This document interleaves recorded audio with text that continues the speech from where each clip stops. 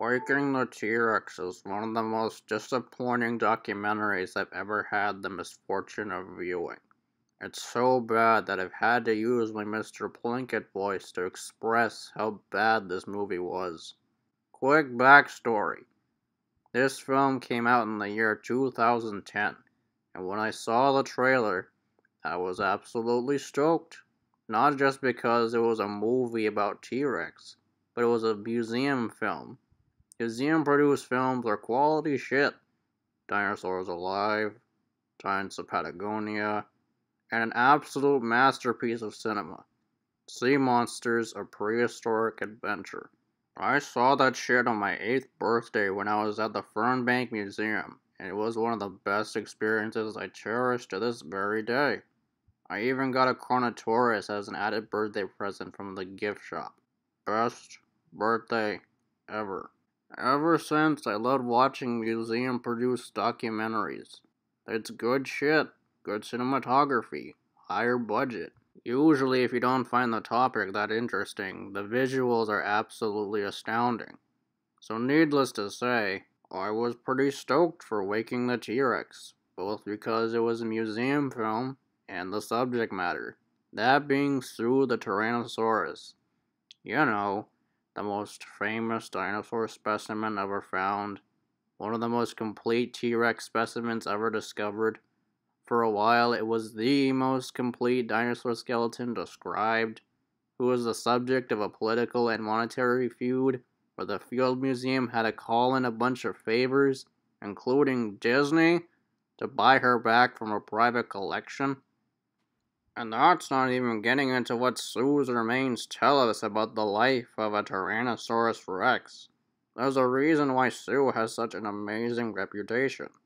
She's a very special Rex who's captured the hearts and minds of millions.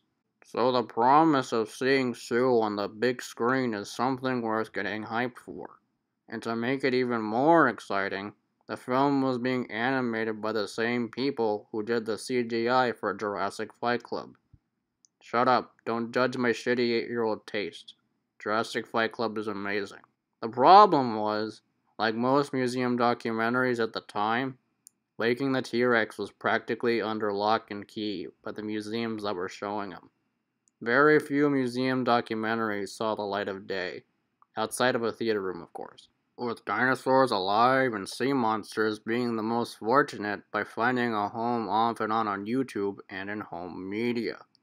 However, Waking the T-Rex was a special case. You couldn't find this shit anywhere outside of a museum. At least Giants of Patagonia was on Hulu, but the museums had this thing under lock and key. I would spend many summers searching for this film, going to many lengths to watch this film, to the point where I tried to goad my parents into visiting the Field Museum just so I could get a chance to watch this movie.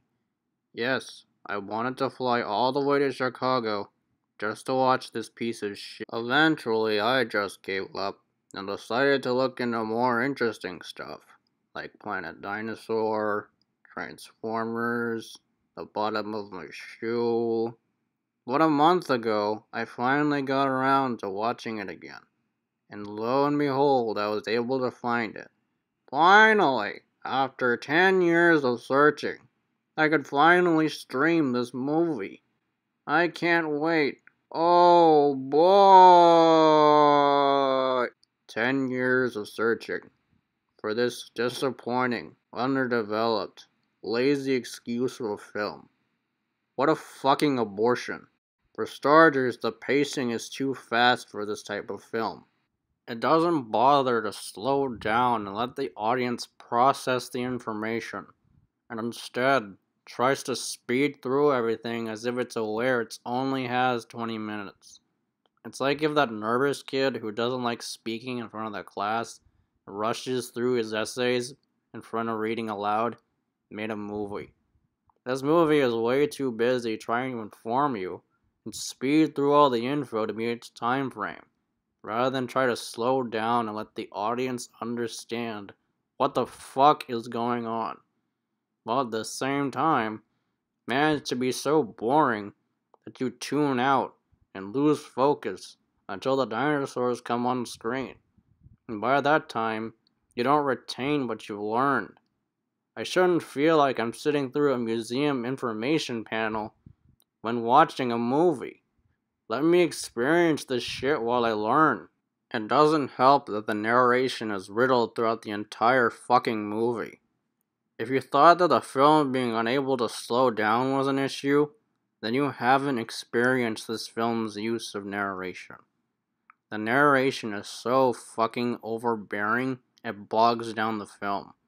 Not just because it's trying to feed you as much information as possible in such a short time frame, while it's trying to go at Mach 20, but it overall tries to narrate everything you see on screen, taking away from the visual storytelling aspects. The presence of narration isn't bad, but they severely needed to cut it down. You shouldn't be narrating everything on screen. We have fucking eyes and ears. I think we can put together a T.rex killing a Triceratops without the narrator having to explain each dinosaur's individual ass wrinkles visible on screen. Sue's serrated teeth are like oversized steak knives. And T-Rex teeth grew throughout their lives. Rather than risk injury in a prolonged fight, after an initial attack, Sue backs off to wait for her prey to die. Shut up, movie. Let me enjoy my movie. There's way too much narration, and the film seriously should have cut a good chunk of this shit. Let the audience savor the experience, and, experience the film overall. A movie is a visual platform for storytelling, not an audiobook. You shouldn't have to describe every single scene on screen. It takes your audience out of the moment, and it overall makes it harder to focus. Not to mention, it's pretty condescending when you think that you need narration because your audience can't decipher what's on screen. They're not stupid. There's also the matter of the narrator. I'm sure Joan Allen is a nice person and all, but she's not a very compelling narrator, especially since she's given a script with such uncompelling dialogue. The interviews weren't anything to talk about either. They never came off as interesting or had anything interesting to say, and the people in them genuinely seemed like they didn't want to be there. All that stuff spouted in the interviews has been stuff said in other documentaries about T-Rex, in much better ways. That's honestly one of the biggest issues with this movie. For a movie about such a special dinosaur, it's so unremarkable. It never feels like the story of Sue. Nothing connects me with this Tyrannosaur on screen. It just feels like a generic T-Rex story with Sue's name slapped on the face. Nothing about it feels like it's personal to Sue's story. There's no character in it, which is unfortunate because they had a lot to work with. Sue lived a very full and interesting life. Her body is covered in different scars and healed injuries she gained while she was alive, with each scar telling its own story. How do you fuck that up? The film once again rushes through them and barely covers them at such a surface level. It ultimately takes away from what makes them interesting, and presents them in the least interesting way possible. The set pieces are pretty boring. It feels like they went to Orlando and said, "Let's film in the backwoods for a bit, and maybe we could save it in post." They were wrong. The sets were reused so repetitively, so it takes away from many of the ways this film could have been interesting. Visually, anyway. Especially that fucking riverbank.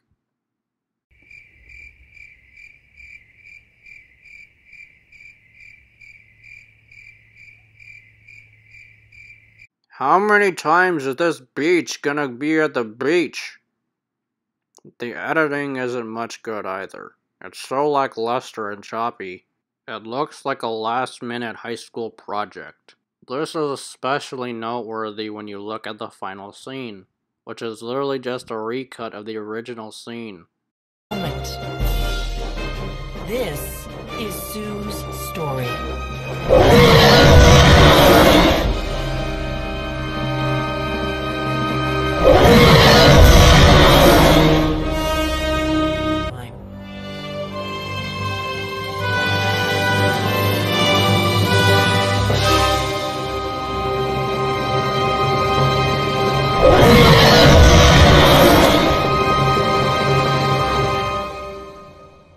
The film's only saving grace is the CGI and cinematography. The dinosaurs are pretty cool, many of which are reused or retooled models from Jurassic Fight Club, which I can't even give the movie credit for, because it's not even theirs. They're just borrowing models from a show that was much more interesting, yet less informative.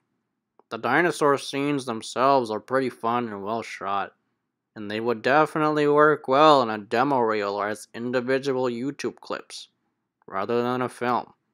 Though the film doesn't let you enjoy them, overall, this was fucking shit. What could have been a fairly decent to all-out outstanding movie turned into an ultimate masterpiece. Not a masterpiece, a masterpiece. There is no reason this movie should be this bad. Sea Monsters is only 10 minutes longer if you discount the credits, and the subject being way more obscure and way less interesting on paper, yet manages to deliver a full cinematic experience in only 36 minutes. Hell, each episode of Walking with Dinosaurs only does that in 26 to 30 minutes, the same runtime as this movie. I don't recommend this film to anyone, and I completely understand why this film didn't get a widespread home release, or any widespread release for that matter. They were aware they made garbage, and no one, not even the Field Museum, was willing to buy it. You want to see a good, truly cinematic documentary about prehistory? Go watch Sea Monsters: A Prehistoric Adventure, Walking with Dinosaurs, Walking with Beasts, Walking with Monsters, Dinosaur Planet, March of the Dinosaurs, Dinosaur Evolution Episode 2, When Dinosaurs Roamed America. All the documentaries I just listed do a better job of telling compelling, interesting stories of prehistory, more than making the T.rex the story of Sue. And that's exactly what you guys deserve. Not this underwhelming, rushed abortion.